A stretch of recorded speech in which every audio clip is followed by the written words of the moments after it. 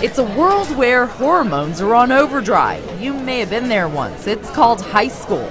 But the note passing of yesterday has taken on a new form and function. It's pretty much like you're talking over text, and then it eventually gets to like the sex part of talking, so then you start talking dirty, and like they ask are the lights on or off, and then they describe what they're doing, and then they're like, well, send me a picture of yourself. It can be seen anywhere. Like, guys have naked pictures of girls all the time. Like, we'll just be like looking at their phone, and they're like, look at this girl. Like, they are careless with it. It's called sexting.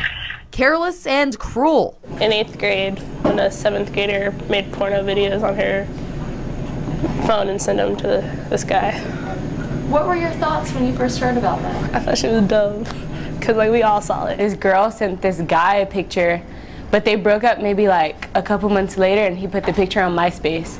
So then like she's like, oh my God, no. And in a flash, her life changed for good, and so could yours, because in this day and age, one bad move can last forever. Forever. Forever. That girl still ain't lived it down. The one that sent the video, she still gets caught out for it now. What are your thoughts after hearing all of that? Wow.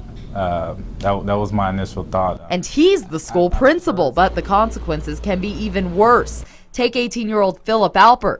He forwarded friends a nude picture of his 16-year-old girlfriend. Now it's his picture everyone can see on Florida's sex offender registry.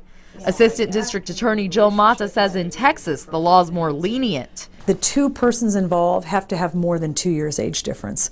So if it's a boyfriend-girlfriend who are close in age, you're typically not going to prosecute under that statute. Mata says in Bexar County at least 80% of sexting cases classify as misdemeanors, not felonies. When you have kids that are committing these sort of offenses, you want to get to the bottom of the problem. You don't really want to identify them as sex offenders right off the bat. That's not our goal. Instead, the goal is education, and here's some for you. A recent national survey shows 1 in 5 teens is involved in sexting activities. We took our own survey. That's gross. Why would you want to do that? So it's something you would never do? No, I would not do that. I don't approve of it, but I do it, it's not good. What's worse is that the number of sexters, shall we call them, seems to be growing. We probably have twice as many cases this year than we did last year. It's a phenomenon that's occurring in kids younger and younger all the time. When kids are being provided this level of technology but not being provided the education that goes with it. Some tips for parents: buy a cell phone without internet or picture messaging. Ask your phone company to discontinue those services. And most importantly, have a sext talk with your kids. She was just like, have you ever heard of this? And I was like, no. She goes, have you done it? And I was like, no, Mom. Once something is out on the internet or in text, it's out everywhere. Lucky for her, she didn't have to learn the most important lesson firsthand.